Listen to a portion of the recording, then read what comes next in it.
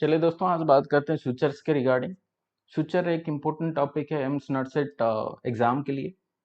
यहाँ पे जैसे हम देख पाते हैं कि मतलब फ्यूचर जो है आजकल हर मतलब इंसिजन में या फिर मान लो कहीं पे ट्रॉमा हुआ तो वहाँ पे फ्यूचर यूज किया जाता है कोई भी वुंड या इंसिजन को क्लोज करने के लिए। पर पहले जब सूचस नहीं था तब यूज किया जाता था एक पर्टिकुलर टाइप का एंट को, जहां पर इंसिजन को क्लोज किया जाता था एंट को यूज करके, एंट हेड को यूज करके। बेसिकली सारे एंट्स तो बेसिकली एलिजिबल नहीं होते थे सूचर जैसे यूज करने के लिए। तो यहाँ पे बोल सकते हैं पर्टिकुलर एंट जिसको बोलते हैं हम लोग आर्मी एंट करके। ये आर्मी एंट का एक खासियत है, क्या है, जैसे कि यहाँ पर देख पाते हैं हम लोग कि इसका जो मैंडिबल है वो बहुत लंबा है, या बोल सकते हो बड़ा है। Mandible is large, large mandible, and साथ में बहुत स्ट्रांग है। इसके वजह से एक मतलब इसको चूज किया जाता था सूचर, मतलब आज सूचर कोई भी इंसिजन को क्लोज करने के लिए।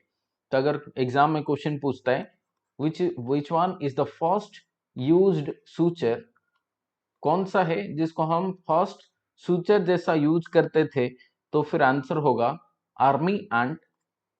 Army ant is the first सूचक जिसको हम इंसिजन क्लोज करने के लिए यूज करते थे। अभी चलते हैं बात करने के लिए कुछ सूचर्स का प्रॉपर्टीज के रिगार्डिंग, जो कि बहुत इंपॉर्टेंट है। कोई भी सूचर्स को आगे जाकर पढ़ने के लिए प्रॉपर्टीज ऑफ सूचर जानना बहुत इंपॉर्टेंट है। यहाँ पर जो दिखाया गया है इसे बोलते हैं हम लोग tensile strength. Tensile strength of the suture. Tensile strength मतलब ये होता है, अगर मान लो कोई सूचर हमारे पास है, दो एंड को हम पकड़ के स्ट्रेच करते हैं, पुल करते हैं, तो कितना फोर्स तक ये झेल पाता है, that is called tensile strength. तो यहाँ पे टेंसाइल स्ट्रेंथ मतलब क्या, कितना अमाउंट का फोर्स चाहिए, force required, force required to break the suture. ठीक है ना, टू ब्रेक द सूचर, कोई भी सूचर को ब्रेक करने के लिए कितना अमाउंट का फोर्स चाहिए by holding from the both and. Both and को पकड़ के अगर हम कोई भी फोर्स अप्लाई करें और वो सूचर ब्रेक हो जाए, that is called tensile strength. ठीक है, और ये डिपेंड करता है सूचर्स का साइज और कौन सा मटेरियल पे बनता है। जितना छोटा नंबर का सूचर होगा, ठीक है ना, smaller number of the suture, जितना छोटा नंबर का सूचर होगा उतना उतना क्या होगा, मोटा होगा, उतना थिकर होगा, उतना मोटा होगा, साथ में easy to handle, easy to handle, और इसका टेंसाइल स्ट्रेंथ भी उतना ज्यादा होगा। जितना लार्जर नंबर होगा, लार्जर नंबर होगा सूचर का, उतना ज्यादा ये क्या होगा, पतला होगा, फाइन होगा, और साथ में इजीली ब्रेकेबल, इजीली वो टूट जाएगा, इजीली ब्रेकेबल बोल सकते हैं, इजीली ब्रेकेबल होगा। ठीक है, this is regarding the tensile strength. अभी टेंसाइल स्ट्रेंथ को छोड़ के और एक इंपॉर्टेंट प्रॉपर्टी होता है जिसे बोलते हैं हम लोग elasticity. Elasticity of the suture. Elasticity मतलब क्या, जहां पर सूचर खुद ब खुद रिकॉइल हो जाए, रिकॉइलिंग नेचर बोल सकते हैं, रिकॉइलिंग नेचर, या फिर ये बोल सकते हैं कि memory, memory of the suture. जितना ज्यादा मेमोरी होगा उतना गांठ लगाने में दिक्कत होगा। ठीक है ना, जितना इलास्टिसिटी बढ़ेगा उतना दिक्कत है गांठ लगाने के लिए, उतना ज्यादा गांठ लगाना पड़ेगा, उतना नंबर ज्यादा गांठ लगाना पड़ेगा। तो यहाँ पे ये बोल सकते हैं elasticity is the poor property of the suture, poor property, poor poor property of the suture. ठीक है ना, जिसके वजह से क्या होता है, नॉट लूज हो जाता है। नॉट कैन बी, नॉट या फिर बोल सकते हो गांठ करके, knots can become looser, can become looser. ठीक है ना, इसलिए बेसिकली इलास्टिसिटी एक पुअर प्रॉपर्टी मान के चलेंगे। जितना ज्यादा इलास्टिसिटी या मेमोरी रहेगा उतना ज्यादा गांठ लगाना पड़ेगा, और गांठ उतना ज्यादा इजीली लूज हो जाएगा। ठीक है ना, बेसिकली अगर बात करें कौन सा टाइप का एग्जाम्पल के तौर पर सूचर में ये पाया जाता है, तो आंसर होगा प्रोलीन। प्रोलीन, प्रोलीन में बेसिकली क्या होता है, ज्यादा इलास्टिसिटी है, इसलिए गांठ लगाना पड़ता है इसमें ज्यादा। बेसिकली कितना गांठ लगाना पड़ता है, 6 to 7 नॉट्स लगाना पड़ेगा, सो दैट ये नॉट अच्छा से अपने जगह पे रहे। एक दो गांठ लगाने पर वो खुल जाता है बेसिकली, इसीलिए प्रोलीन को, जो कि इलास्टिसिटी इसका ज्यादा है, मेमोरी ज्यादा है मान के चलेंगे, तो ये जल्दी लूज हो जाता है, इसीलिए 6 से 7 गांठ लगाना पड़ेगा। ये इलास्टिसिटी इसका ज्यादा है इसके वजह से।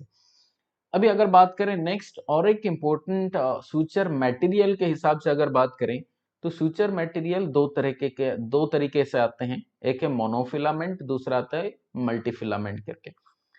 ये वाला सूचर जो ऊपर हम देख रहे हैं जिसे बोलते हैं मोनोफिलामेंट करके। मोनोफिलामेंट मतलब क्या, जो कि एक ही थ्रेड से बना हो।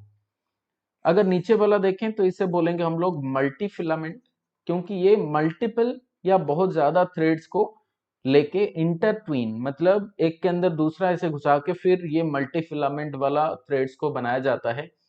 और ये मल्टी एंड मोनोफिलामेंट दोनों में क्या क्या डिफरेंसेस है वो हमारे लिए बहुत मायने रखता है, एग्जाम में ये क्वेश्चन पूछ लेगा।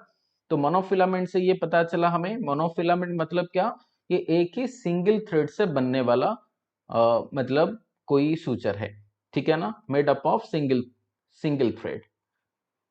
तो ये वाला मोनोफिलामेंट है, मोनोफिलामेंट वाला सूचर। ये वाला आ जाता है मल्टी फिलामेंट वाला सूचर।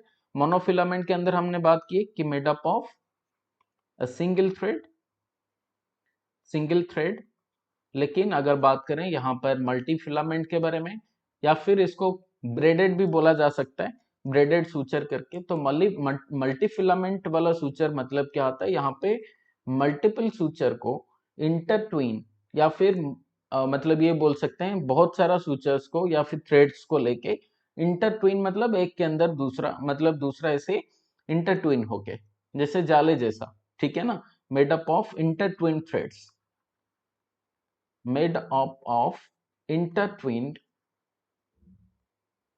intertwined threads, तो ये बोलेंगे मल्टी फिलामेंट करके। एग्जाम्पल के तौर पर अगर मोनोफिलामेंट के बारे में बात करें तो एग्जाम्पल के तौर पर क्या जाता है, एग्जाम्पल के तौर पर आ जाता है पीडीएस। आगे हम बात करेंगे पीडीएस क्या होता है। मोनोक्रिल, मोनोक्रिल सूचर एक मोनोफिलामेंट वाला आता है। Prolene suture, Prolene, nylon and PVDF, ठीक है, इसके बारे में आगे हम बात करेंगे। मल्टी फिलामेंट वाला सूचर्स एग्जाम्पल के तौर पर Vicryl, Vicryl, silk and polyester. इतना याद रखेंगे यहाँ पर मल्टी फिलामेंट वाला सूचर में ये तीनों को छोड़ के मैंने ये बोलता हूँ वीएसपी करके, ठीक है। वीएसपी मतलब क्या, वाइक्रिल, सिल्क एंड पॉलिस्टर। ये तीनों को छोड़ के बाकी सारे सूचर्स जो हम बात करेंगे, बाकी सारे मोनोफिलामेंट्स होगा। तो तीन चीज हमें यहाँ पे याद रखना पड़ेगा वीएसपी करके।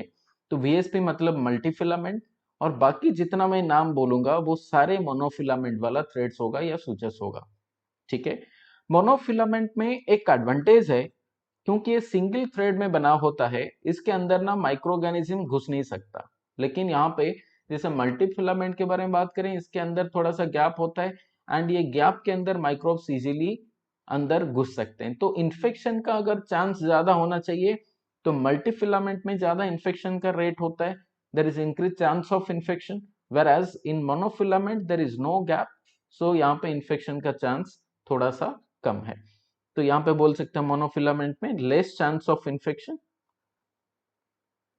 Less chance of infection in monofilament, क्योंकि इसके अंदर कोई गैप ज्यादा नहीं होता। लेकिन मल्टीफिलामेंट में गैप है, तो देर is increase chance of infection, ठीक है। और मोनोफिलामेंट में क्या होता है, जितने मोनोफिलामेंट वाला सूचर्स होते हैं इनका इलास्टिसिटी या मेमोरी बहुत ज्यादा होता है, ठीक है। मेमोरी ज्यादा होता है, increase memory.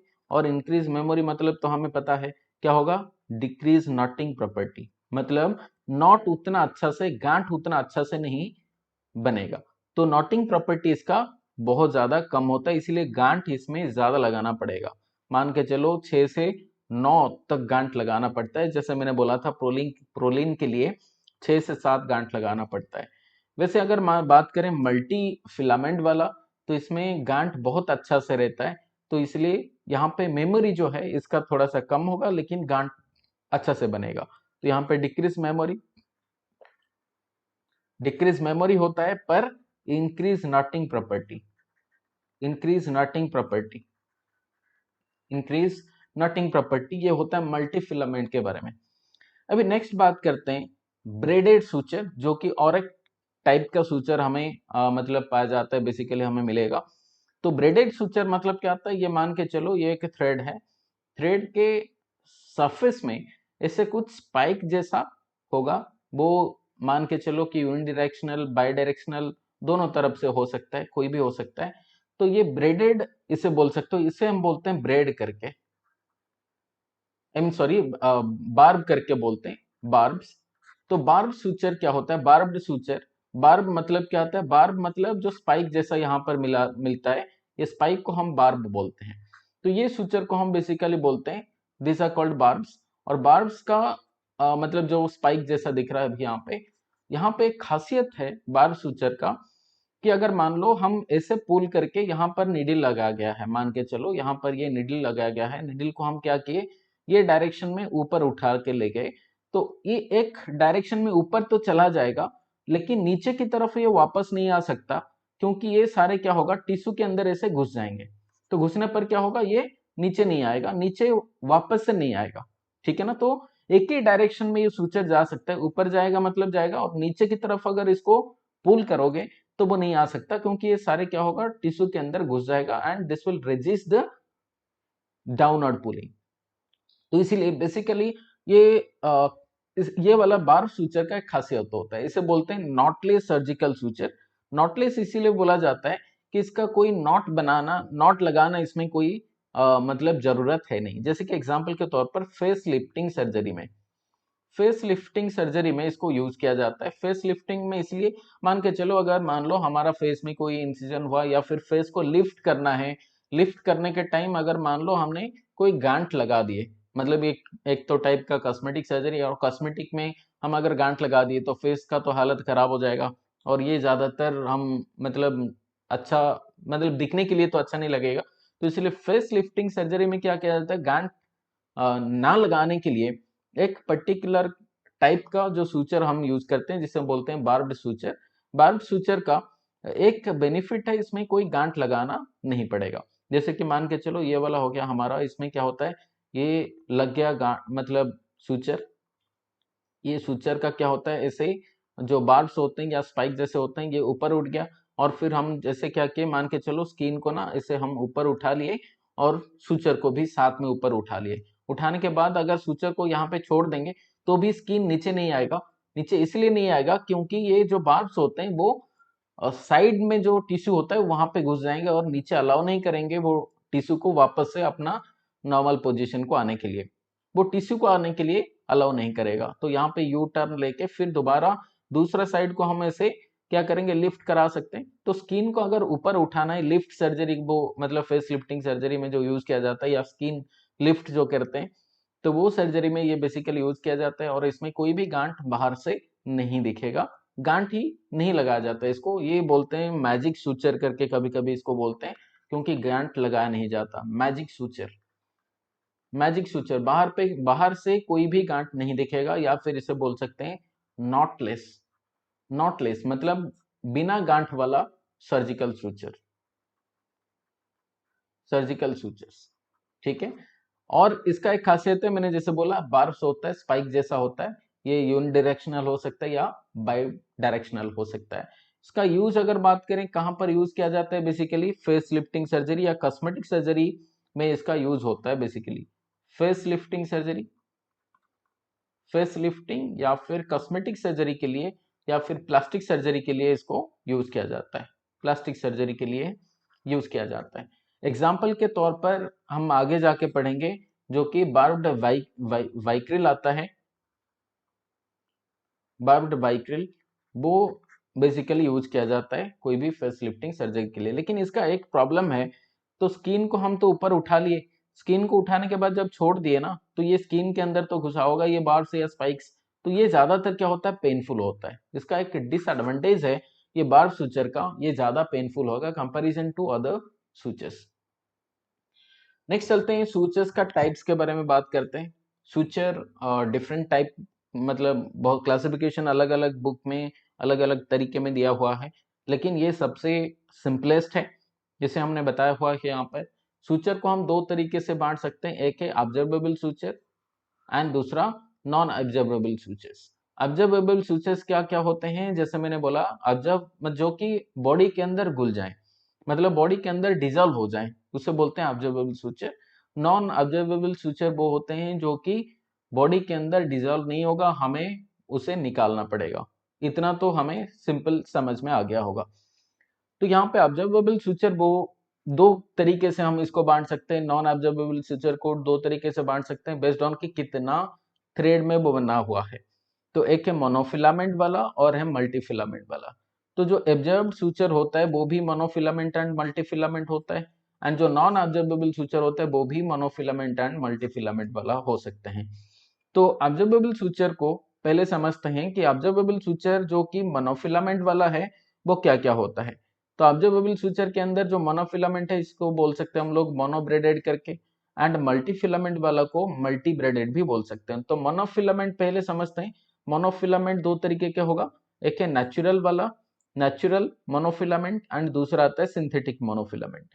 Natural monofilament observable suture जो होगा वो बेसिकली बनता है एनिमल से, इसीलिए नेचुरल बोला गया, एनिमल से बनता है, और वो बेसिकली सीप इंटेस्टाइन या सबम्यूकोसा से बनता है, जो कि फिर प्लेन कैटगट या फिर क्रोमिक कैटगट वाला सूचस होते हैं, वो बेसिकली सीप इंटेस्टाइन या सबम्यूकोसा से बनता है, plain catgut and chromic catgut. आगे इसके बारे में और जानकारी लेंगे, प्लेन कैटगट क्या होता है, क्रोमिक कैटगट क्या होता है।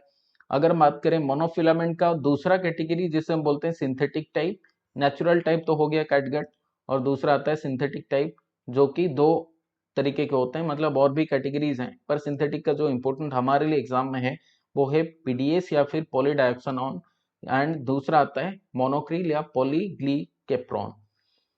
वैसे अगर बात करें ऑब्जर्वेबल मोनोफिलामेंट के रिगार्डिंग तो बात हुआ, monofilament natural and synthetic type का होता है। नेचुरल आता है plain catgut and synthetic type आता है पीडीएस एंड मोनोक्रिल। ठीक है, मोनोक्रिल को कभी कभी हम बोलते हैं व्हाइट वाइक्रिल करके। ठीक है, चलो मल्टीफिलामेंट या मल्टीब्रेडेड जो सूचस होते हैं वो यहाँ पर जो ऑब्जर्वेबल मल्टीफिलामेंट वाला या मल्टीब्रेडेड वाला सूचस होगा वो यहाँ पे वाइक्रिल होता है।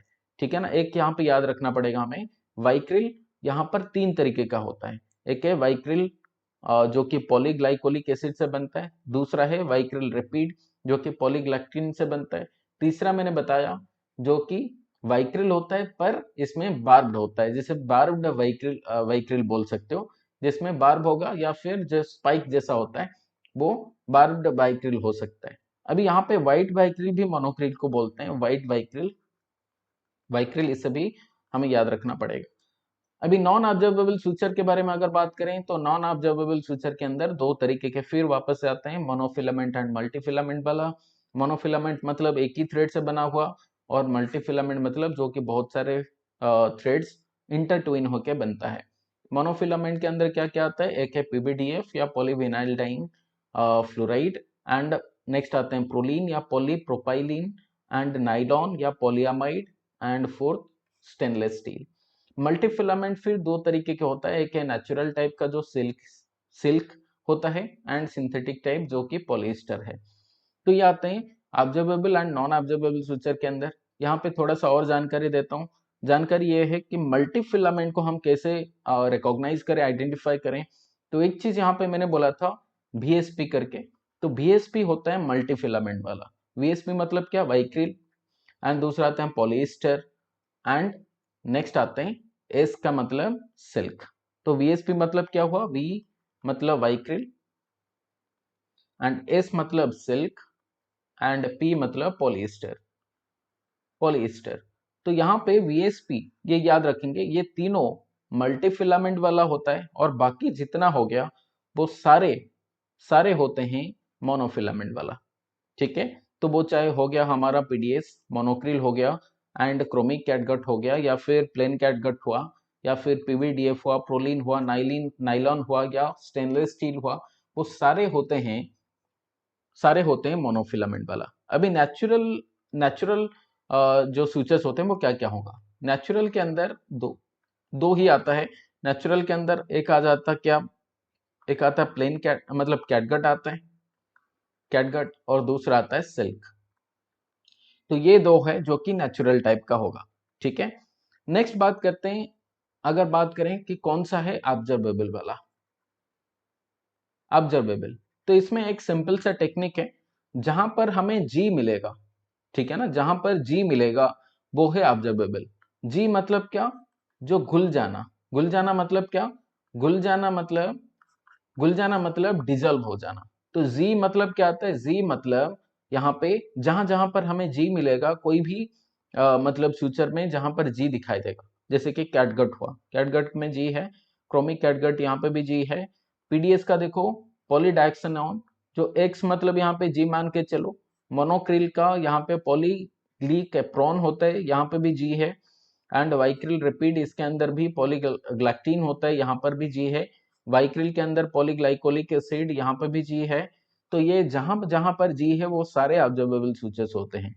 ठीक है, और मल्टीफिलामेंट एंड मोनोफिलामेंट को रिकॉग्नाइज करने के लिए मैंने बताया, और observable and non observable sutures को भी रिकॉग्नाइज करने के लिए ट्रिक बताया। इसे याद रखेंगे तो बहुत इजी होगा, आगे फिर एग्जाम में अगर कहीं पे पूछ लिया तो फिर इजी होगा हमें आइडेंटिफाई करने के लिए। चलो तो बात करते हैं पहला वाला हमारा, बात करेंगे प्लेन कैटगट के बारे में। तो कैटगट एक बेसिकली क्या होता है, ऑब्जर्वेबल सूचर के अंदर आएगा। ऑब्जर्वेबल सूचर, ऑब्जर्वेबल सूचर को हम दो तरीके से बांटे थे, एक हो गया क्या मोनोफिलामेंट एंड दूसरा मल्टीफिलामेंट वाला।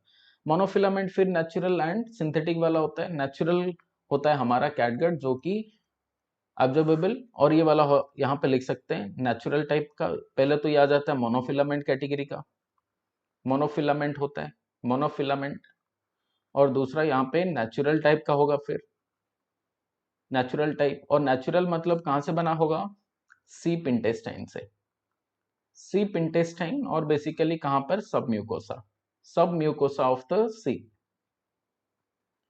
सीप इंटेस्टाइन, सब mucosa of the ship intestine. अगर बात करें इसका इसका मतलब कलर के बारे में, तो कलर इसका ब्राउन कलर का होता है बेसिकली, यहाँ पर देख सकते हैं ब्राउन कलर का होगा, राइट। और यहाँ पे और एक इंपॉर्टेंट है, ये सबसे हाईएस्ट इसका एंजाइमेटिक रिएक्शन होता है। एंजाइम रिएक्शन इसमें ज्यादा होता है या टिश्यू रिएक्शन इसमें ज्यादा होता है। Highest enzymatic reaction, highest tissue reaction, tissue reaction होता है, या फिर बोल सकते हैं एंजाइमेटिक रिएक्शन होगा, एंजाइमेटिक रिएक्शन होगा इसलिए। और जितना सिंथेटिक टाइप होते हैं वो थोड़ा सा जो टिश्यू रिएक्शन होने वाला है या फिर एंजाइमेटिक रिएक्शन होता है वो कम होता है as compare to natural type का। तो ये कैटगॉट भी तो नेचुरल का है, तो इसमें एंजाइमेटिक रिएक्शन या टिश्यू रिएक्शन ज्यादा होगा, इसलिए अभी यूके में इसको बैन किया गया है, बैंड इन यूके। यहाँ पे कैटगट को यूके में बैन किया गया है, इसलिए यूज नहीं किया जाता क्योंकि ये टिश्यू रिएक्शन करता है या एंजाइमेटिक रिएक्शन करता है। अगर बात करें एग्जाम में क्वेश्चन पूछ लेता है कि स्टोरेज इसको कैसे किया जाता है, या फिर जो पैकेजिंग किया जाता है वो पैकेज करने के टाइम इसमें क्या सोल्यूशन यूज किया जाता है, तो सोल्यूशन इसमें यूज किया जाएगा आइसोप्रोपाइल अल्कोहल, आइसोप्रोपाइल अल्कोहल। तो आइसोप्रोपाइल अल्कोहल को यूज किया जाता है इसको पैकेजिंग करने के लिए, स्टोर करने के लिए। ठीक है, तो कैटगट को हम फिर मतलब यहाँ पे तो बात की हम लोग कैटगट के बारे में, ये ऑब्जर्वेबल होगा, ये प्लेन कैटगट का एक पर्टिकुलर यहाँ पे देख सकते हैं मतलब इमेज में। तो कैटगट बेसिकली दो तरीके से यहाँ पे मिलेगा हमें, या दो टाइप का मिलेगा, एक है प्लेन कैटगट, ठीक है, और दूसरा मिलेगा हमें क्रोमिक कैटगट। ठीक है, तो पहले बात करते हैं प्लेन कैटगट के बारे में। तो प्लेन कैटगट क्या होता है, प्लेन कैटगट बेसिकली जो बनता है सब म्यूकोसा से, सीप गॉट से या इंटेस्टाइन से बनता है। इसका जो ऑब्जॉर्प्शन टाइम है,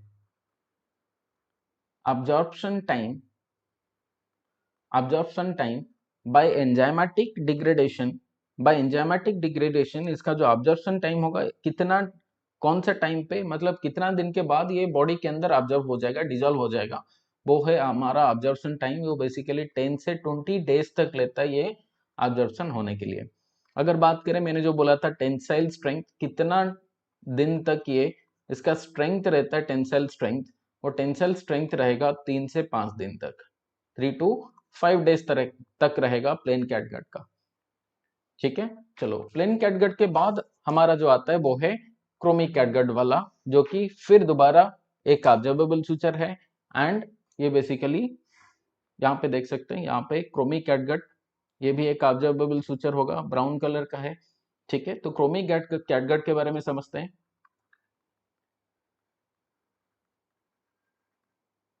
chromic catgut, basically chromic catgut इसलिए बोला जाता है क्योंकि ये प्लेन कैटगट के साथ क्या किया जाता है, प्लेन कैटगट के ऊपर एक कोटिंग बनाया जाता है क्रोमिक सॉल्ट का, इसलिए क्रोमिक कैटगट बोला जाता है। तो यहाँ पे बोल सकते हैं प्लेन कैटगट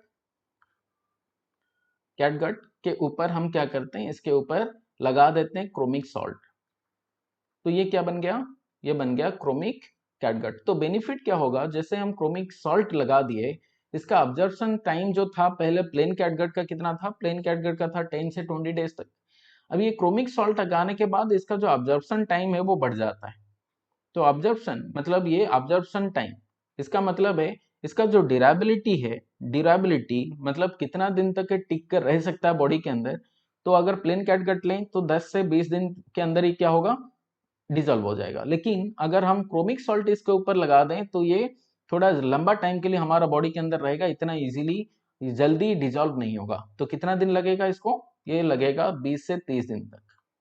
और वहां पे टेंसाइल स्ट्रेंथ जो है वो 3 से 5 दिन लगता था, यहाँ पे टेंसाइल स्ट्रेंथ थोड़ा और भी बढ़ जाता है, ऑब्वियसली बढ़ेगा टेंसाइल स्ट्रेंथ। तो टेंसाइल स्ट्रेंथ कितना होगा इसका, 7 to 9 डेज। ठीक है, तो ये हो गया क्रोमिक कैटगट के रिगार्डिंग। तो chromic catgut and plain catgut के बीच में ये डिफरेंस है। तो प्लेन कैटगट के ऊपर अगर हम क्रोमिक सॉल्ट लगा दें तो ये बन जाता है क्रोमिक कैटगट, और इसका ऑब्जर्वेशन टाइम और टेंसाइल स्ट्रेंथ वो दोनों बढ़ जाते हैं जैसे हमने क्रोमिक सॉल्ट इसके ऊपर लगा दिए। अभी ये था मोनोफिलामेंट नेचुरल टाइप का। अभी बात करते हैं सिंथेटिक। सिंथेटिक मतलब टाइप का जो हमारा होता है, सिंथेटिक टाइप का ऑब्जर्वेबल मोनोफिलामेंट टाइप का होते हैं, वो है हमारा पीडीएस पहला वाला। तो पीडीएस को हम बोलते हैं पॉलीडायोक्सानोन, यहाँ पे भी लिखा है। तो कभी एग्जाम में अगर क्वेश्चन पूछ लिया, तो यहाँ पे हमें ध्यान से पढ़ना है कि क्या क्या इंस्ट्रक्शंस या क्या क्या इंफॉर्मेशन हमारे पास है। तो अगर डायोक्सानोन यहाँ पे लिखा गया है, तो पॉलीडायोक्सानोन मतलब यहाँ पे एक्स को हमें देखना पड़ेगा। एक्स मतलब मैंने क्या बोला था, एक्स मतलब है ऑब्जर्वेबल, जहां पर जी या एक्स लिखा है वो क्या मिलेगा, ऑब्जर्वेबल सूचर होगा। तो ये हो गया हमारा ऑब्जर्वेबल सूचर। ठीक है ना, और क्या होगा, मैंने बोला था कि VSP को छोड़ के, V मतलब वाइक्रिल, S मतलब सिल्क एंड P मतलब पॉलिएस्टर। एंड यहाँ पे पीडीएस या पॉलीडायक्सानोन ये मोनोफिलामेंट आई मीन मल्टीफिलामेंट तो नहीं होगा क्योंकि VSP तो है नहीं। तो यहाँ पे क्या आ जाएगा, ये आ जाएगा मोनोफिलामेंट के अंदर, मोनोफिलामेंट। और मैंने बोला था कि नेचुरल टाइप को जो है वो एक है कैटगट नेचुरल टाइप का, ठीक है ना, और दूसरा था क्या, सिल्क। अब ये तो कैटगट और सिल्क है नहीं, तो इसको हम बोल देंगे सिंथेटिक टाइप, सिंथेटिक। तो यहाँ पे तीन चीज हमें पता चला, एक है ये ऑब्जर्वेबल सूचर होगा, दूसरा मोनोफिलामेंट टाइप, तीसरा सिंथेटिक टाइप है। तो पीडीएस या पॉलीडायक्सानोन एक ऑब्जर्वेबल सूचर है, मोनोफिलामेंट है एंड सिंथेटिक टाइप का है। ठीक है, सबसे इंपॉर्टेंट यहाँ पर ये क्वेश्चन एग्जाम में पूछा जाता है कि सबसे लंबा टाइम के लिए कौन सा सूचर हमारा बॉडी के अंदर रहेगा। तो ये होगा हमारा सबसे लंगेस्ट ऑब्जर्वेशन पीरियड होता है पीडीएस का या पॉलीडायक्सानोन का। तो ये लेता है ऑलमोस्ट 6 महीना या 180 डेज। तो कंप्लीट ऑब्जर्वेशन इसका जो है, कंप्लीट ऑब्जर्वेशन इसका होता है ऑलमोस्ट 180 डेज के बाद। इट टेक्स अराउंड 180 डेज या फिर बोल सकते हो 6 मंथ्स। तो 6 महीने के बाद ये कंप्लीटली ऑब्जर्वेशन होगा, जिसे हम बोल सकते हैं longest observation period. Longest observation period इसका होता है पीडीएस का, या फिर बोल सकते हो पॉलीडायक्सानोन का। अगर बोलें कलर इसका क्या होता है, कलर बहुत मैटर करता है, एग्जाम में क्वेश्चन पूछा है ऑलरेडी। तो ये होगा वायलेट कलर का, वायलेट कलर का होगा। तो याद रखेंगे कलर, ये सूचर का जो कलर है वो वायलेट कलर का होगा। कहां पर यूज किया जाता है, यूज ऑफ द पीडीएस कहां पर हम यूज करते हैं, तो यूज होगा इसका कहां पर, ट्रैकियो ब्रोंकियल रिपेयर के लिए। ट्रैकियो ब्रोंकियल रिपेयर, ये एग्जाम में क्वेश्चन पूछने वाला चीज मैं बता रहा हूं। पीडीएस एक ऑब्जर्वेबल सूचर है, मोनोफिलामेंट है, सिंथेटिक टाइप का है। कंप्लीट ऑब्जर्वेशन इसका 180 डेज लगता है या 6 महीने लगता है। सबसे लंबा ड्यूरेशन के लिए रहेगा बॉडी के अंदर, लंगेस्ट ऑब्जर्वेशन पीरियड जो कि 6 महीना का हो है। कलर इसका वायलेट कलर का यूज ट्रैकियोब्रोंकियल रिपेयर के लिए किया जाता है। नेक्स्ट बात करते हैं the second synthetic and observable type का और मोनोफिलामेंट टाइप का, वो है मोनोक्रिल। तो मोनोक्रिल से क्या पता चलता है, यहाँ पे लिखा गया है, अगर ध्यान से देखें तो यहाँ पे लिखा है पॉलीग्लीकेप्रोन। अगर एग्जाम में ये इमेज बेस्ड क्वेश्चन पूछ लिया तो क्या हमें पता चलता है, पॉलीग्लीकेप्रोन से हमें पता चला यहाँ पे तो जी लिखा है। जी मतलब क्या होगा, ये डेफिनेटली जी मतलब घुल जाना है, बॉडी के अंदर घुल जाएगा, मतलब ये क्या होगा, ऑब्जर्वेबल होगा, ऑब्जर्वेबल सूचर होगा। नंबर 1। नंबर 2, यहाँ पे ये वीएसपी के अंदर नहीं आता, तो वीएसपी मतलब मल्टीफिलामेंट, यहाँ पे ये क्या हो जाएगा, मोनोफिलामेंट होगा, मोनोफिलामेंट होगा, ठीक है ना।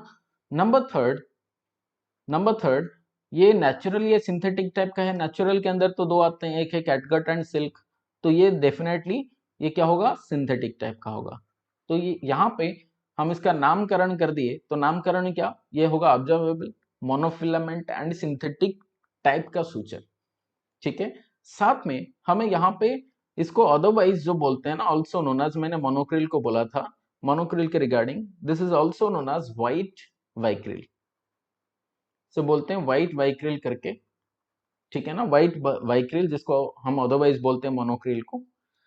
इसका जो कंप्लीट ऑब्जर्वेशन होता है, कंप्लीट ऑब्जर्वेशन पीरियड अगर बात करें, ऑब्जर्वेशन पीरियड, तो ये कुछ पीडीएस से थोड़ा सा कम, मतलब 4 महीने के आसपास कुछ लगेगा, तो ये बोल सकते हैं 3 से 4 महीना, मतलब 90 टू 120 डेज, 90 टू 120 डेज मतलब क्या, 3 टू 4 मंथ्स का जो कंप्लीट ऑब्जर्वेशन। अभी तक पीडीएस को कोई टक्कर नहीं दिया, पीडीएस हो गया 6 महीने वाला। सेकंड में आ गया हमारा मोनोक्रिल जो कि 90 टू 120 डेज मतलब 3 से 4 महीने तक रहेगा, ठीक है ना। और इसको बेसिकली मोनोक्रिल को बोला जाता है suture of choice for cosmetic skin closure. Cosmetic skin closure के लिए सूचर ऑफ द चॉइस बोल सकते हो, suture of choice, suture of choice, suture of choice for cosmetic skin closure, cosmetic skin closure, closure. And इसका जो tensile strength है on an average वो 2 week का होगा। टेंसाइल स्ट्रेंथ, टेंसाइल स्ट्रेंथ इसका लगभग 2 वीक्स होगा, ठीक है। चलो, so this is all about the Monocryl. हमने बात की पीडीएस के बारे में एंड देन मोनोक्रिल के बारे में जो कि सिंथेटिक ऑब्जर्वेबल सूचर होता है। नेक्स्ट बात करते हैं मोनोफिलामेंट के बारे में। हमने बात की जो मतलब ऑब्जर्वेबल सूचर होगा मोनोफिलामेंट में क्या होता है, एक है नेचुरल और दूसरा सिंथेटिक टाइप, ठीक है। तो हमने बात की है ऑब्जर्वेबल सूचर, ऑब्जर्वेबल सूचर, यहाँ पे दो चीज हमने बात की, एक है मोनोफिलामेंट, ठीक है ना, मोनोफिलामेंट, और दूसरा आता है मल्टीफिलामेंट वाला, अभी तक तो बात नहीं की है, करेंगे अभी। मोनोफिलामेंट फिर दो तरह का आता है, क्या, एक है नेचुरल टाइप का, नेचुरल, और एक आता है सिंथेटिक टाइप। तो नेचुरल में हमने दो चीज बात की, एक है प्लेन कैटगट, प्लेन कैटगट, और दूसरा हमने बात की है सिंथेटिक, आई mean sorry chromic catgut, chromic catgut, ठीक है। एंड सिंथेटिक टाइप में हमने बात की है, एक है पीडीएस के रिगार्डिंग एंड नंबर 2 हमने बात की है मोनोक्रिल, ठीक है। चलो, तो बात करते हैं अभी ऑब्जर्वेबल मल्टीफिलामेंट जो अभी तक हमने बात नहीं की है, तो मल्टीफिलामेंट के बारे में बात करना यहाँ पे और इम्पोर्टेंट है। तो सारे मल्टीफिलामेंट जो ऑब्जर्वेबल है वो सारे वाइक्रिल होता है, ठीक है। तो वाइक्रिल क्या क्या होगा, वाइक्रिल के बारे में समझते हैं। तो ये बेसिकली क्या होगा, मल्टीफिलामेंट वाला होगा, समझना पड़ेगा पहले मल्टीफिलामेंट वाला।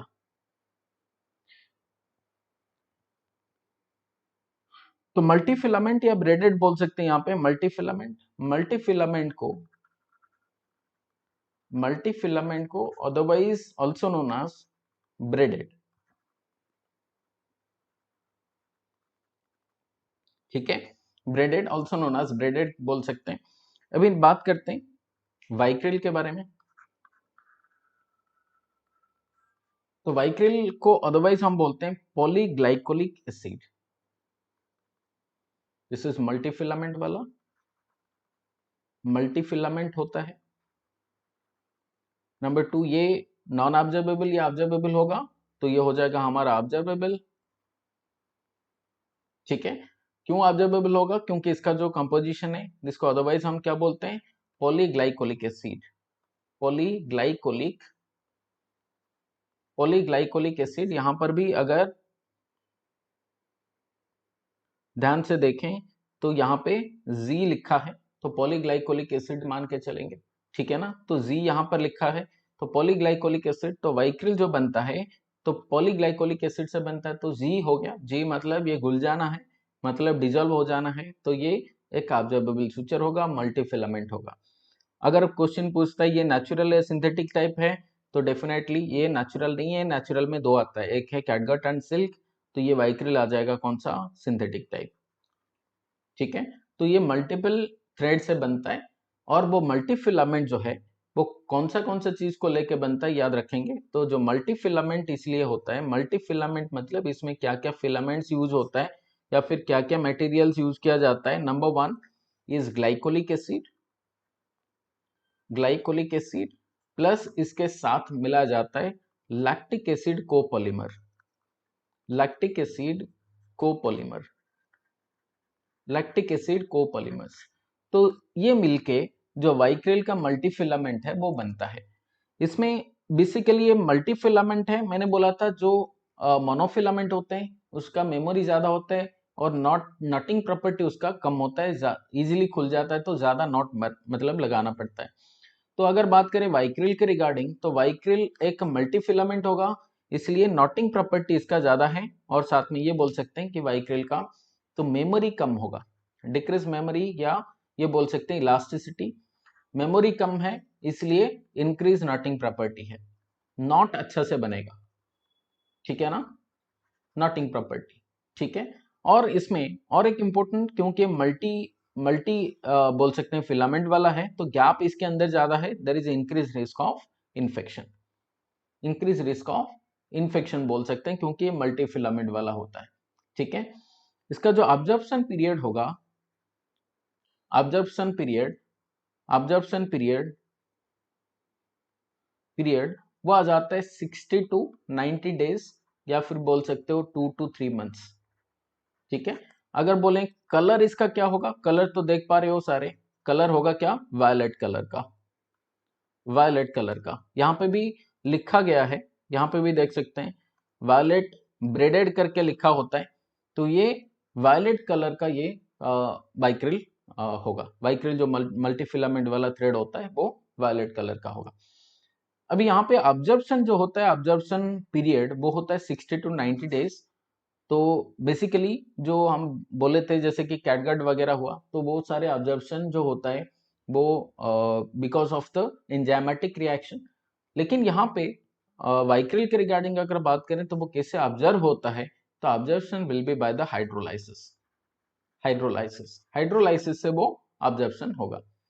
अब यहाँ पर अगर बात करें वाइक्रिल कितना टाइप्स का होता है, तो वाइक्रिल बहुत सारे कैटेगरी के हो सकते हैं, Vicryl plus, Vicryl repeat and barbed, I mean sorry barbed Vicryl हो सकता है।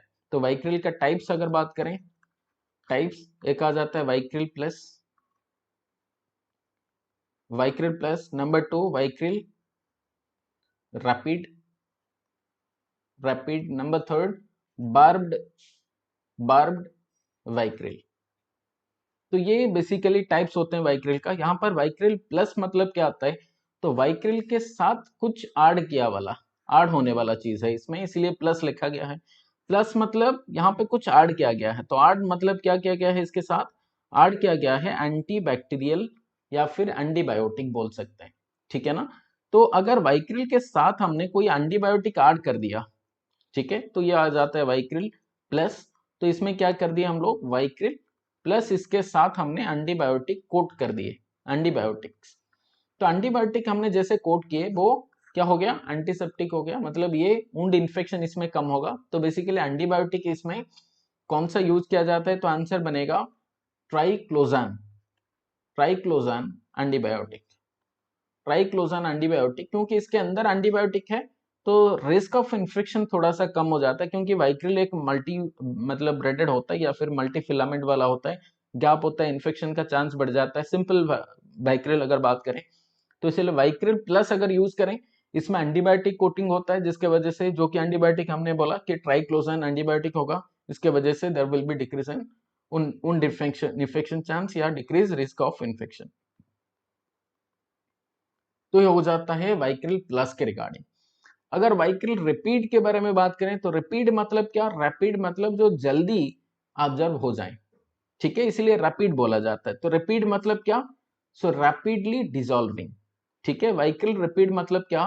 Rapidly dissolving Vicryl, rapidly dissolving, rapidly dissolving Vicryl. तो कितना जल्दी ये डिसॉल्व हो जाता है? तो अप्रोक्सीमेटली 10 डेज के अंदर। इसलिए ऑब्जर्वेशन पीरियड जो होगा ना इसका, ऑब्जर्वेशन पीरियड, तो ये 10 डेज हो जाता है। तो हमने पढ़े थे 2 से 3 महीना लगता है बेसिकली, है ना। तो वाइक्रिल जो है वो 2 से 3 महीना लगता है, लेकिन ये 10 दिन में, 10 डेज में डिजॉल्व हो जाता है। तो ये हो गया ना वाइक्रिल रैपिड, रैपिडली ऑब्जर्व हो जाता है, ठीक है। नेक्स्ट बात करते हैं, जो बार्ब्ड वाइक्रिल होता है, हमने तो ऑलरेडी बात कर ली है।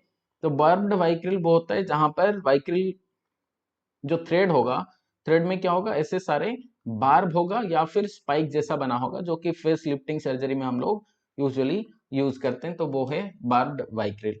तो मैंने वो पिक्चर वहां पे ऑलरेडी बताया हुआ है। तो this is all about the observable suture, जो हमने बात की, द नेचुरल टाइप का होता है, and I mean sorry, monofilament and multifilament वाला होता है। मोनोफिलामेंट फिर natural and synthetic, and multifilament वाला, वो सारे हमने बात किए। अभी बात करते हैं regarding the non observable switches, ठीक है। तो नॉन ऑब्जर्वेबल स्विचेस के बारे में समझते हैं।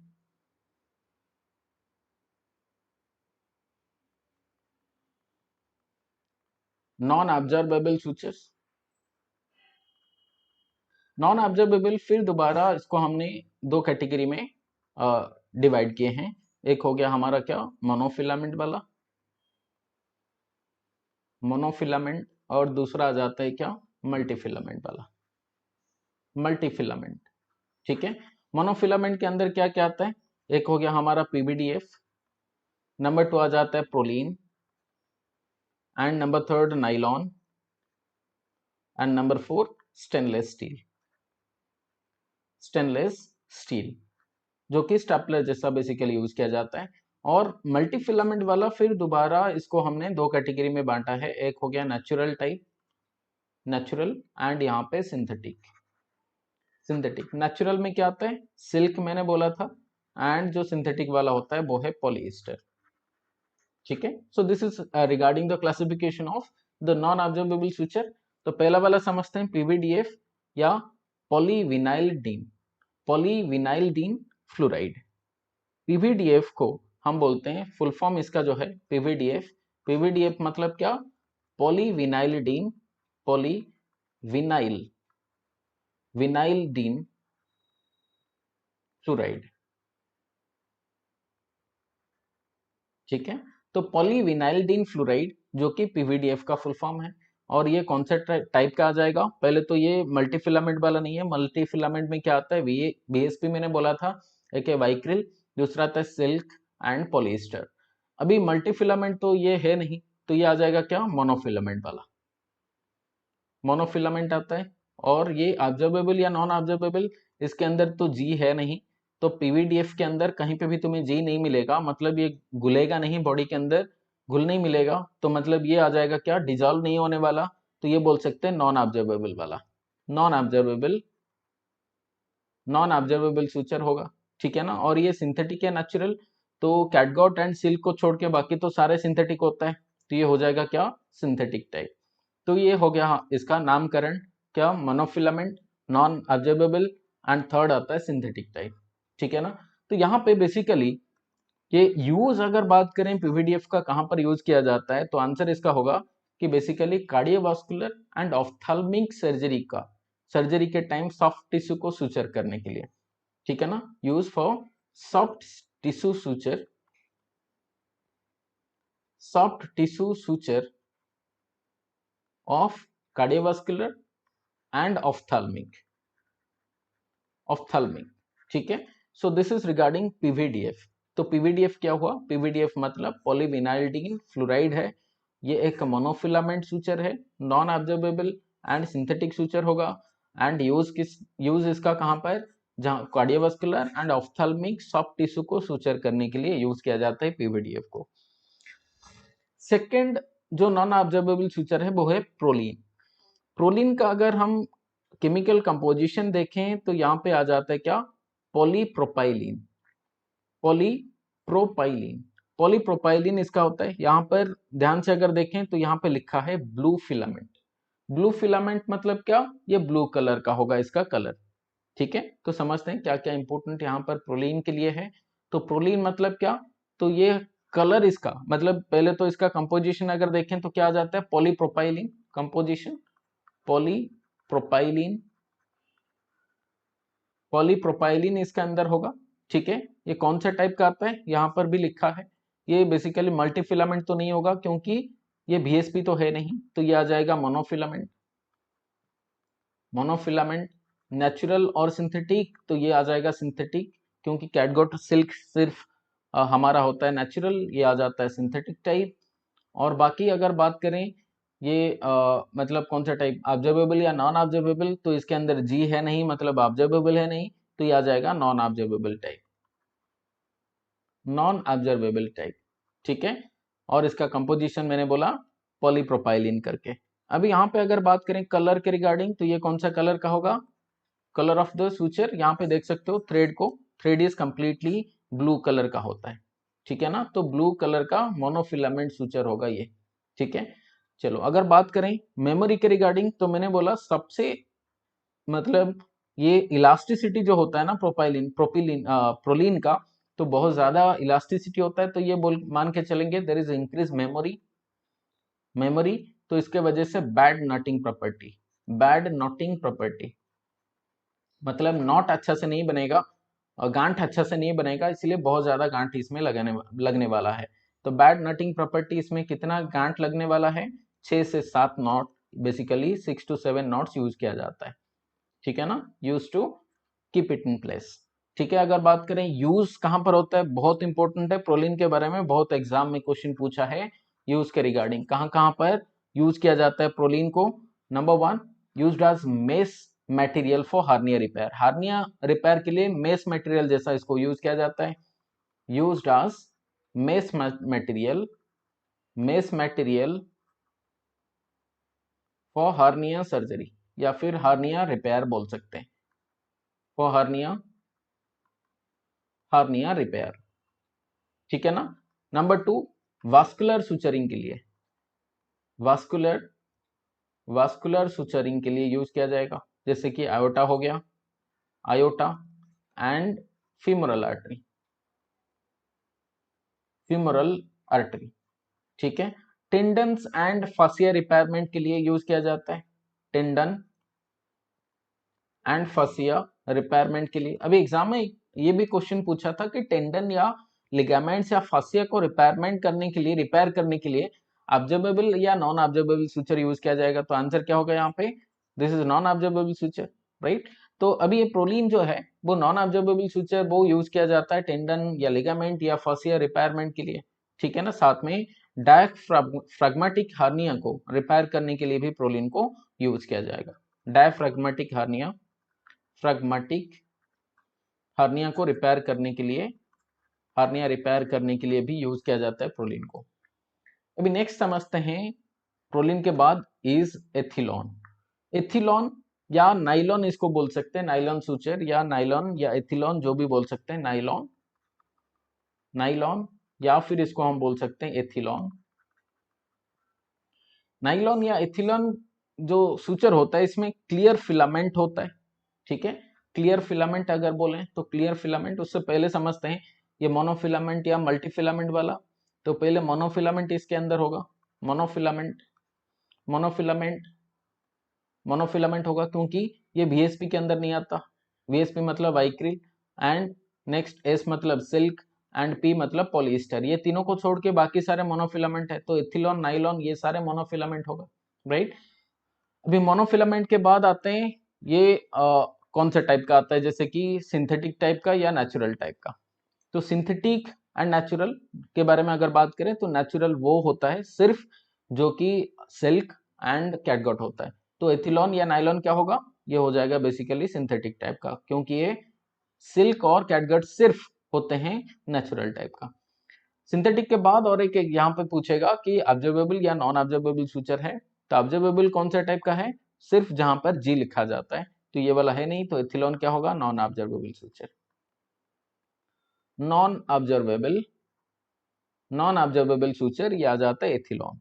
ठीक है, यहाँ पर भी अगर ध्यान से पढ़ें तो लिखा गया है यहाँ पर नॉन ऑब्जर्वेबल सर्जिकल सूचर है, एंड एथिलॉन का जो सूचर होगा वो नाइलन सूचर होता है, एंड ये क्लियर मोनोफिलामेंट होता है। इसका कलर बोलें तो क्लियर है, क्लियर कलर इसका होगा। ठीक है, so this is regarding the nylon. And अगर बात करें नाइलॉन को कहां पर या एथिलॉन को कहां पर यूज किया जाता है, तो यूज होगा कहां पर, एक है स्किन सुचरिंग के लिए। ठीक है ना। अच्छा, एथिलॉन का ना तो ये क्लियर फिलामेंट आता है, कभी कभी इसका ब्लैक कलर का भी आता है एथिलॉन, या नाइलॉन का ब्लैक कलर का आता है। ठीक है, नाइलॉन का ब्लैक कलर का आता है, ब्लैक या इथिलॉन का या नाइलॉन का ब्लैक कलर का आता है। जो मटेरियल होता है, मतलब जो थ्रेड्स होता है, थ्रेड्स होगा ब्लैक या फिर क्लियर कलर का होगा, बेसिकली ब्लैक भी याद रख सकते हैं यहाँ पे। यूज अगर बात करें नाइलॉन या इथिलॉन का, तो यूज किया जाएगा स्किन सुचरिंग के लिए, स्किन सुचर के लिए। नंबर 2, फिक्स ड्रेन, ड्रेन को फिक्स करने के लिए। नर्व रिपेयर के लिए, नर्व रिपेयर के लिए, एंड टेंडन रिपेयर के लिए, टेंडन रिपेयर के लिए यूज किया जाता है नाइलॉन या एथिलॉन सूचर्स को। ठीक है, चलो आगे बात करते हैं। अभी बात करेंगे, नेक्स्ट आते हैं स्टेनलेस स्टील, जो कि सर्जिकल स्टील भी यहाँ पर बोला जाता है। सर्जिकल स्टील या स्टेनलेस स्टील ये भी एक मोनोफिलामेंट वाला होगा, नॉन ऑब्जर्वेबल। स्टील थोड़ी ना हमारा बॉडी के अंदर ऑब्जर्व होने वाला है, नहीं, तो ये वाला क्या होगा, ये हो जाता है हमारा non absorbable. Non observable suture, observable suture होगा। नेक्स्ट होता है मोनोफिलामेंट वाला, मोनोफिलामेंट, एंड ये सिंथेटिक टाइप का, सिंथेटिक टाइप का हो गया हमारा जो हमारा स्टेनलेस स्टील है। ठीक है, तो बेसिकली यूज यहाँ मतलब स्टेनलेस स्टील को यूज किया जाता है आज स्किन स्टैपलर, स्किन को स्टैपलिंग के लिए यूज किया जाता है, या स्टर्नोटोमी इंसिजन के लिए, स्टर्नम स्टर्नोटोमी इंसिजन को, इंसिजन को सुचर करने के लिए, स्टर्नोटोमी, स्टर्नोटोमी, स्टर्नम टोमी। ठीक है ना, अगर स्टर्नम के ऊपर कोई हमने क्या किया गया, मतलब कोई कट लगाए हैं या फिर स्टर्नम को ओपनिंग किए हैं, तो वहां पर स्टर्नोटोमी को, मतलब स्टर्नोटोमी इंसिजन को अगर हम क्या करें, मतलब सुचर करें, तो स्टेनलेस स्टील को यूज कर सकते हैं। स्टर्नोटोमी इंसिजन सुचर के लिए यूज कर सकते हैं। स्किन स्टैपलर को, स्किन स्टैपलर के अंदर यूज कर सकते हैं सर्जिकल स्टील को या सूचर को, मतलब सूचर को नहीं, सर्जिकल स्टील या स्टेनलेस स्टील को यूज कर सकते हैं। सो this is regarding the surgical steel, या फिर बोल सकते हैं स्टेनलेस स्टील। अभी बात करते हैं next regarding the multi filament वाला। तो मल्टी फिलामेंट वाला, मल्टी फिलामेंट वाला, multi filament non observable suture, तो ये आ जाते हैं मरसिल्क, बोल सकते हैं यहाँ पे मरसिल्क। ठीक है ना, मरसिल्क या सिल्क बोल सकते हैं यहाँ पे। मल्टी फिलामेंट वाला होगा, नेचुरल होगा। ठीक है, मल्टी फिलामेंट नेचुरल। हमने बात की नॉन ऑब्जर्वेबल सूचर, जो कि मोनोफिलामेंट वाला, पीवीडीएफ के बारे में बात की, प्रोलीन, नाइलॉन, स्टेनलेस स्टील के बारे में। अभी मल्टी फिलामेंट दो तरीके का होता है, नेचुरल एंड सिंथेटिक टाइप का। नेचुरल है सिल्क, सिंथेटिक है पॉलिएस्टर। अभी ये वाला आ जाते हैं सिल्क के बारे में बात कर रहे हैं। ये हो गया हमारा क्या, मल्टी फिलामेंट वाला, और सिल्क है नेचुरल टाइप का, सिंथेटिक है नहीं, और ये ऑब्जर्वेबल नहीं होगा क्योंकि सिल्क जी नहीं है, तो ये ऑब्जर्वेबल नहीं है, क्या होगा, नॉन ऑब्जर्वेबल सूचर होगा। ऑब्जर्वेबल, और इसका कलर बात करें तो कलर क्या है, ब्लैक कलर का है, देख सकते हैं सूचर को, ये ब्लैक कलर का सूचर है। तो ये मरसिल्क या जो सिल्क है वो ब्लैक कलर का होगा, और नॉन ऑब्जर्वेबल नेचुरल सूचर है, मल्टी फिलामेंट वाला होगा। ठीक है, मेनली इसका जो यूज है वो कहां पर यूज किया जाता है, स्किन को क्लोज करने के लिए, स्किन क्लोजर के लिए यूज किया जाता है। स्किन सुचरिंग के लिए यूज किया जाता है, स्किन सुचर यूज किया जाता है। बट इसमें क्या होता है, क्योंकि मल्टीफिलामेंट वाला है तो ज्यादातर इसमें इंक्रीज रिस्क ऑफ इन्फेक्शन। ठीक है, तो याद रखेंगे increase risk of infection with the silk या मरसिल्क, क्योंकि ये मल्टीफिलामेंट वाला होगा। ठीक है, चलो आगे बात करते हैं रिगार्डिंग द पॉलीइस्टर। पॉलीइस्टर सूचर एथीबॉन्ड बोल सकते हैं, एथीबॉन्ड या पॉलीइस्टर सूचर होता है, जो कि बेसिकली हमारा सिंथेटिक टाइप का मल्टीफिलामेंट वाला होगा। ठीक है, इसका क्या क्या नामकरण होना चाहिए? एक है नॉन ऑब्जर्वेबल, नॉन ऑब्जर्वेबल होगा। नंबर 2 मल्टीफिलामेंट, मल्टीफिलामेंट। ठीक है, तो मैंने बोला था मोनोफिलामेंट वो होते हैं, मतलब मल्टीफिलामेंट वो होते हैं जो कि वीएसपी के अंदर आते हैं, वाइक्रिल, सिल्क एंड ये पॉलीएस्टर। तो अभी बात कर रहे हैं हम लोग पॉलीएस्टर के बारे में। तो पॉलीएस्टर मतलब क्या होना चाहिए? मल्टीफिलामेंट होना चाहिए। ऑब्जर्वेबल इसलिए नहीं है क्योंकि जी है नहीं, तो इसमें नॉन ऑब्जर्वेबल आ गया। नेक्स्ट बात करते हैं, ये मतलब नेचुरल है या सिंथेटिक है? तो नेचुरल के अंदर दो आते हैं, एक है सिल्क है और कैटगट है, तो ये आ जाएगा कौन सा? Synthetic type, synthetic type. ठीक है, तो हम बात कर रहे हैं यहाँ पे पॉलीस्टर के बारे में, जो कि एक नॉन ऑब्जर्वेबल मल्टीफिलामेंट सिंथेटिक सूचर है। ठीक है, तो इसमें दूसरा हम बात कर सकते हैं कि इसका जो नाम है वो है एथीबॉन्ड। यहाँ पर लिखा गया है पॉलीस्टर का, यहाँ पे एथीबॉन्ड भी बोल सकते हो, एथीबॉन्ड, एथीबॉन्ड बोल सकते हैं। और इसका जो यूज है बेसिकली टेंडन रिपेयर के लिए यूज किया जाता है, टेंडन रिपेयर के लिए यूज किया जाता है, हम याद रखेंगे। ठीक है, चलो और थोड़ा सा बात करते हैं सूचर रिमूवल टाइम के बारे में। कब हमें सूचर को रिमूव करना चाहिए? Suture removal time, suture removal time, कब हमें सूचर को रिमूव कर देना चाहिए? तो सूचर रिमूवल टाइम अगर बात करें तो ऊपर से नीचे तक आते हैं। स्काल्प, स्काल्प से हमें कब सूचर को निकाल देना चाहिए, रिमूव कर देना चाहिए? वो है 5 डेज के बाद। ठीक है ना। नंबर 2 फेस में 3 to 5 डेज के अंदर, 3 to 5 डेज के अंदर।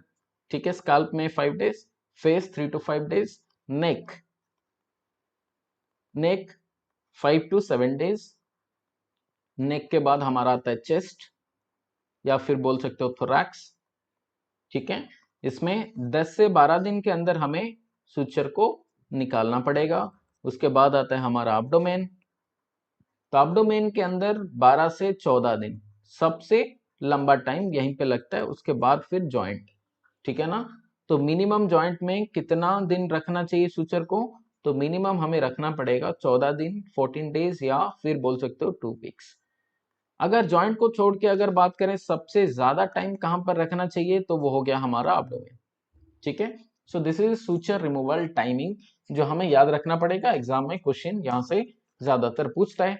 नेक्स्ट बात करते हैं, सूचर करने से पहले हमें क्या क्या एज नर्सेस, नर्सिंग ऑफिसर हमें क्या क्या हिस्ट्री कलेक्शन करना पड़ेगा? History collection, history collection before suturing, before suturing, suture करने से पहले क्या क्या हमें हिस्ट्री कलेक्शन करना पड़ेगा? About the history of object of injury, मतलब या फिर बोल सकते हैं कि जो अभी इंजुरी होके आए हो, कैसे, मतलब कोई नाइफ से, या कोई नाइफ मतलब कोई ऑब्जेक्ट से, या फिर कैसे इंजुरी हुआ, तो we should ask about the object of injury, object of injury के बारे में पूछना पड़ेगा। ठीक है ना। नेक्स्ट पूछेंगे रिगार्डिंग कब से ये इंजुरी हुआ है, regarding duration, duration of injury पूछना पड़ेगा। ठीक है ना। कोई एग्जिस्टिंग डिजीज के बारे में, एग्जिस्टिंग डिजीज के बारे में पूछना पड़ेगा। डिजीज मतलब जैसे कि डायबिटिक मेलिटस हुआ, या फिर कोई क्रोनिक डिजीज है, ठीक है, पूछना पड़ेगा। ठीक है ना। या फिर जैसे कि मान लो कोई सेरो पॉजिटिव पेशेंट है या नहीं, वो भी हमें पूछना पड़ेगा। ठीक है ना। एनी प्रीवियस मेडिकेशंस, ठीक है ना, अगर मेडिकेशन कुछ चल रहा है, any previous medication, any previous medication, जैसे कि कॉर्टिकोस्टेरॉइड हो गया, कॉर्टिकोस्टेरॉइड्स, इसके बारे में पूछना पड़ेगा। ठीक है ना। ये भी पूछना पड़ेगा कोई एलर्जिक रिएक्शन है क्या, एलर्जी टू एनी ड्रग्स। ठीक है, तो ये पूछना पड़ेगा। This is regarding the history collection before suturing. अभी चलते हैं और कुछ इंपॉर्टेंट पॉइंट्स यहाँ पे समझते हैं रिगार्डिंग सुचर।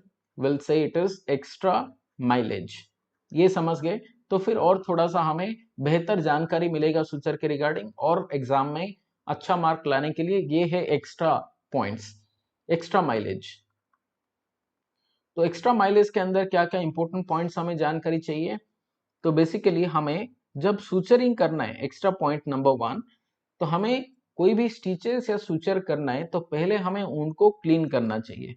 ठीक है ना, अप्लाई स्टिच या आप सुचर, ठीक है ना, suture after cleaning the wound, after cleaning the wound, wound को क्लीन करने के बाद हमें सुचर करना चाहिए। ठीक है ना, हम जब सुचर को काटते हैं, थ्रेड को काटते हैं, तो बेसिकली हमें 1/4 इंच छोड़ना पड़ेगा जब सुचर कर रहे हैं। तो leave at least 1/4 inch of the thread, thread का हमें 1/4 इंच छोड़ना पड़ेगा, सो दैट ये अब थ्रेड जो है वो खुले ना, लूज ना हो। This is called Jenkinson rule, Jenkinson Jenkinson rule. ठीक है, जेनकिंसन रूल, जहां पर 1/4 इंच हम सुचर को छोड़ते हैं या थ्रेड को छोड़ते हैं। ठीक है, जब हम सुचर को रिमूव करेंगे तो अल्टरनेटिवली सुचर को रिमूव करेंगे, मतलब 1 2 3, मतलब मान लो यहाँ पे एक सुचर है, यहाँ पर एक है, यहाँ पर एक, तो अल्टरनेटिवली ये पहले खोलेंगे, उसके बाद ये, उसके बाद ये, तो ये अल्टरनेटिव करके हम सुचर को खोलेंगे, मतलब सीरियली नहीं खोलेंगे, मतलब यही है। ठीक है ना, removing the stitches, removing stitches, तो कैसे? अल्टरनेटिवली, अल्टरनेटिवली हमें स्टिचेस को खोलना पड़ेगा, and we should count the number of stitches. ठीक है, चलो, तो ये हो गया हमारा एक्स्ट्रा माइलेज या एक्स्ट्रा पॉइंट्स जो हमें याद रखना चाहिए। अगर एग्जाम में क्वेश्चन पूछा, और एक पॉइंट यहाँ पे पूछ सकता है कि कैसे हम स्टेरिलाइज करें हॉस्पिटल में सुचर को, तो वो भी यहाँ पे हम बता सकते हैं। Sterilization of the suture in hospital, sterilization, sterilization suture को हम कैसे करें? तो इसमें 2% ग्लूटेरल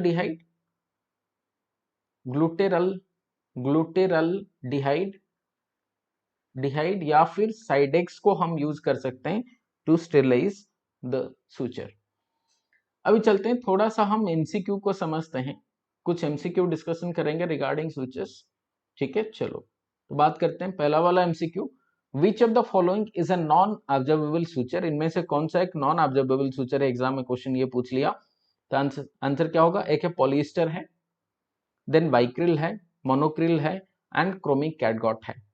तो पहले हमें ये समझना पड़ेगा, तो क्रोमिक कैटगॉट, यहाँ पे जो ऑब्जर्वेबल सुचर है वो है क्रोमिक कैटगॉट है, जो कि हमें पता है एक नेचुरल और ऑब्जर्वेबल सुचर होगा। तो ये क्रोमिक कैटगॉट क्या होगा? एक ऑब्जर्वेबल सुचर है। ठीक है ना, हमें ये पता था जो नॉन ऑब्जर्वेबल सुचर में क्या आता है, नॉन ऑब्जर्वेबल सुचर में वो आता है पॉलिएस्टर, इतना तो हमें पता है। ठीक है ना, तो पॉलिएस्टर को हम बोलेंगे कि नॉन ऑब्जर्वेबल, ऑब्जर्वेबल बोलते हैं, नॉन ऑब्जर्वेबल। और साथ में ये कौन सा टाइप का है? मल्टी फिलामेंट वाला, मोनोफिलामेंट में क्या आता है? मोनोफिलामेंट में VSP को छोड़ के बाकी सारे आते हैं, जैसे कि वाइक्रिल हो गया, ये हो गया हमारा मल्टी फिलामेंट वाला। ठीक है ना, मोनोफिलामेंट वो होते हैं सिर्फ वाइक्रिल, पॉलिएस्टर एंड सिल्क को छोड़ के बाकी सारे मोनोफिलामेंट। तो वाइक्रिल हो गया क्या? मल्टी फिलामेंट वाला। ठीक है ना, और ये आ जाता है पॉलिएस्टर, क्या आता है? नॉन ऑब्जर्वेबल आ जाता है, मल्टी फिलामेंट आ जाता है, और ये सिंथेटिक टाइप का है। आंसर तो हमारा बन गया ऑलरेडी, नॉन ऑब्जर्वेबल सुचर क्या है, तो आंसर हो जाएगा पॉलिएस्टर। वाइक्रिल क्या होता है? मल्टी फिलामेंट वाला होगा। ठीक है ना, वाइक्रिल मल्टी फिलामेंट वाला होगा एंड ऑब्जर्वेबल होगा, और ये नेचुरल तो है नहीं, ये क्या? सिंथेटिक टाइप का है। ठीक है, मोनोक्रिल अगर बात करें तो ये आ जाता है मोनोफिलामेंट, PDS एंड मोनोक्रिल ये दोनों आते हैं मोनोफिलामेंट के अंदर, जिसको हम व्हाइट वाइक्रिल बोलते हैं बेसिकली, मोनोफिलामेंट वाला। और ये कौन सा टाइप का है? बेसिकली नेचुरल तो नहीं है, सिंथेटिक टाइप का है। सिंथेटिक टाइप का है। ऑब्जर्वेबल या नॉन ऑब्जर्वेबल, वो आ जाता है ऑब्जर्वेबल वाला। ठीक है। और क्रोमिक कैटगट ये हो जाता है ऑब्जर्वेबल वाला, नेचुरल टाइप का, एंड ये आ जाता है मोनोफिलामेंट। तो यहाँ पे हमारा आंसर तो बन गया, answer option a polyester, non absorbable, multifilament and synthetic type का होता है। Tensile strength of the Monocryl lost in how many days, कितना दिन में मोनोक्रिल का टेंसाइल स्ट्रेंथ खत्म हो जाता है? Option A less than 10 days, B 15 to 20 days, C 30 to 45 days and D 45 to 60 days। तो आंसर क्या होगा? Answer is 15 to 20 days। Vascular anastomosis preferable suture material, vascular anastomosis के लिए कौन सा सुचर मटेरियल को प्रिफर किया जाता है? एक है non absorbable suture elastic type का, non absorbable non elastic type का, ऑब्जर्वेबल इलास्टिक टाइप का suture, D absorbable non elastic type का सुचर है। तो आंसर यहाँ पर क्या है? नॉन ऑब्जर्वेबल इलास्टिक टाइप का सुचर यूज किया जाता है for vascular anastomosis. Which of the following suture materials is used most commonly for closure of intraoral wounds? अगर मुंह के अंदर कहीं पे ऊंड हुआ, उससे क्लोज करने के लिए कौन सा सुचर मटेरियल को यूज किया जाता है? Option A chromic catgut, B nylon, C black silk and D plain catgut. यहाँ पे ये चारों में से कौन सा करेक्ट आंसर है? तो आंसर याद रखना पड़ेगा ब्लैक सिल्क। ठीक है ना। तो ब्लैक सिल्क के बारे में हमें पता है, सिल्क तो ब्लैक कलर का होगा डेफिनेटली। ये कौन सा टाइप का है? बेसिकली नेचुरल टाइप का है। Silk is natural type. ठीक है ना। मैंने बोला था वीएसपी, वीएसपी मतलब वाइक्रिल, एंड सिल्क एंड पॉलिएस्टर तीनों होते हैं मल्टीफिलामेंट। तो ये आ जाता है मल्टीफिलामेंट। कौन सा टाइप का? ऑब्जर्वेबल या नॉन ऑब्जर्वेबल? हमें पता है ये जी इसके अंदर है नहीं, तो सिल्क मतलब ये क्या हो जाएगा? Non observable. ठीक है। तो ये हो गया हमारा सुचर मटेरियल। नेक्स्ट बात करते हैं, catgut suture belongs to which of the following category? Catgut suture कौन सा कैटेगरी के अंदर आता है? Synthetic absorbable suture, synthetic non absorbable suture, natural non absorbable suture, natural absorbable suture. तो मैंने बोला था कि जब हम बात किए थे कि मतलब ऑब्जर्वेबल सुचर के बारे में, ऑब्जर्वेबल सुचर के बारे में बात किए थे, तो इसमें दो कैटेगरी था, एक है मोनोफिलामेंट वाला और दूसरा आता है मल्टीफिलामेंट वाला। तो मोनोफिलामेंट को हमने फिर दो कैटेगरी में बांटे थे, एक था क्या? नेचुरल, नेचुरल, एंड दूसरा था क्या? Synthetic type. ठीक है ना। सिंथेटिक टाइप, नेचुरल के अंदर क्या आता था? कैटगट। ठीक है ना, जो कि बेसिकली प्लेन कैटगट होता है एंड क्रोमिक कैटगट होता है। सिंथेटिक में हम लोग बात किए थे क्या? एक है मोनोक्रिल, मोनोक्रिल, एंड नंबर 2 आ जाता है पीडीएस। ठीक है। तो यहाँ पे अगर बात करें तो कौन सा टाइप का है ये? तो ये है observable suture, monofilament and natural type का है। तो क्या हो गया? कैटगट मतलब कौन सा टाइप का होगा? ऑब्जर्वेबल, मोनोफिलामेंट, नेचुरल टाइप का होगा।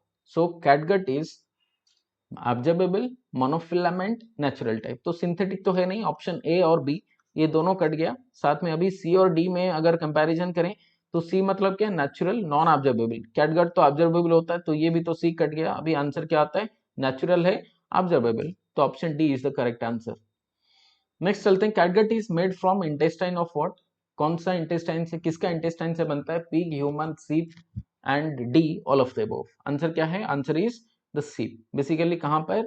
Submucosa, submucosa of the ship intestine. और इसको जब हम क्या करते हैं? पैकेजिंग करते हैं।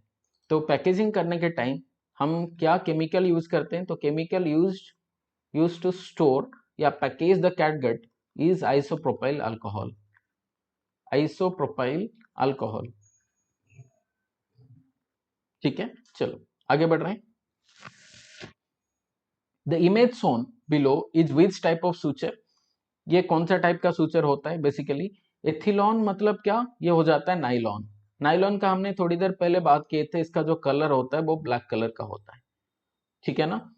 तो ये जो दिख रहा है ना, ये कौन सा कलर है? This is called violet, violet colour. ठीक है ना। तो वायलेट हमने कौन सा चीज पर पढ़े थे वो तो डेफिनेटली बताएंगे। तो अभी सिल्क वाला जो आता है, तो सिल्क क्या आता है? Silk is black colour. Silk is black colour, ठीक है ना। एंड प्लेन कैटगट अगर बात करें तो प्लेन कैटगट क्या होता है, ये भी ब्लैक या ब्राउन कलर का होता है, ठीक है ना। अगर यहाँ पे बात करें जो कि वायलेट कलर का होगा वो है पॉलीडायक्सनोन, तो पीडीएस होता है जो कि वायलेट कलर का होगा। तो यहाँ पर आंसर क्या हो जाएगा, option b polydioxanone, dioxanone. Polydioxanone suture is normally absorbed in how many days, सबसे मैंने बोला था सबसे लंबा टाइम के लिए जो रहता है वो है पीडीएस पॉलीडायक्सनोन। वो कितना टाइम के लिए रहता है, वो 6 महीने के लिए, 6 मंथ्स के लिए। तो 6 मंथ्स मतलब क्या, यहाँ पे आंसर हो जाएगा ऑप्शन डी, मतलब 180 डेज तक रहता है, 180 डेज तक रहेगा, दैट इज कॉल्ड पॉलीडायक्सनोन।